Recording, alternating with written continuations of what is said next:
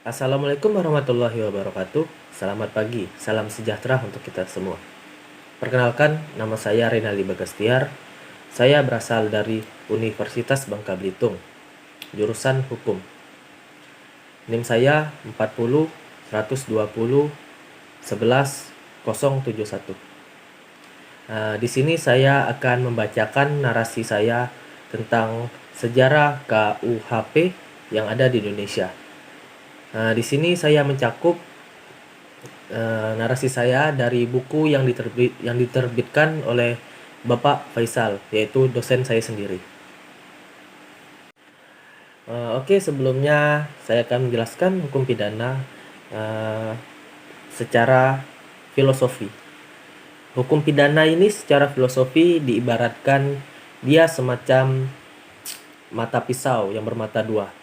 Di sisi pertama, hukum pidana ini akan menindaklanjuti seseorang yang melanggar aturan yang ada di negara itu sendiri.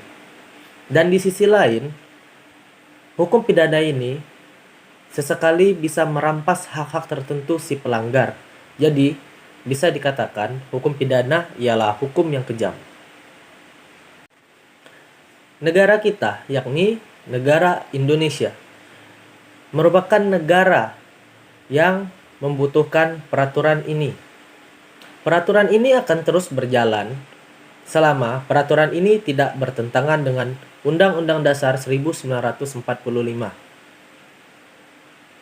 Dan sebaliknya, undang-undang ini akan dirubah apabila undang-undang ini bertentangan oleh Undang-Undang Dasar 1945 tersebut. Dalam membangun sistem hukum pidana nasional, dari segi substansi memerlukan wawasan dan kajian yang lebih matang. Sehingga secara substansi, keberadaan KUHP masih dinyatakan berlaku sebelum diadakan yang baru. Selanjutnya, hal ini tertera pada pasal 1 Peraturan Presiden nomor 2 tahun 1945.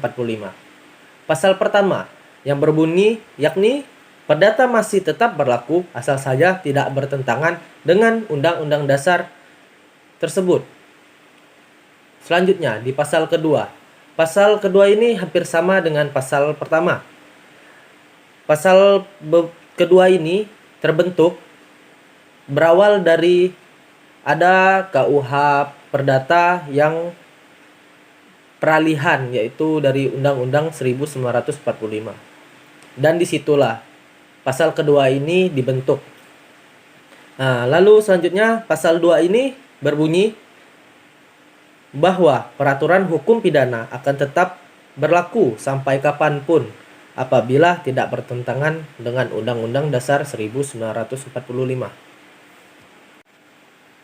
Pada tanggal 8 Maret 1942, Wetboek van Strafford voor Nederlands Indie tahun 1915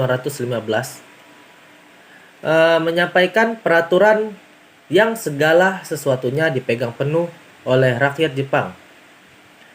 Pada tanggal 8 Maret 1942, akan tetapi peraturan ini dianggap tidak berlaku di Indonesia. Selanjutnya, selepas kedudukan Jepang yang ada di Indonesia, Hindia Belanda kembali berdatangan ke Indonesia. Di sini Hindia Belanda melakukan perubahan yang sangat-sangat drastis pada hukum pidana yang ada di Indonesia.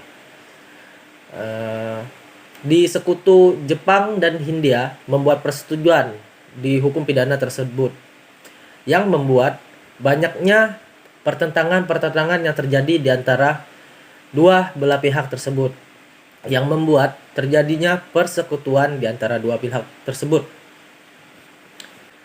Adanya perselisihan dari dua kubu tersebut membuat timbulnya peraturan yakni Undang-Undang Nomor 73 Tahun 1958.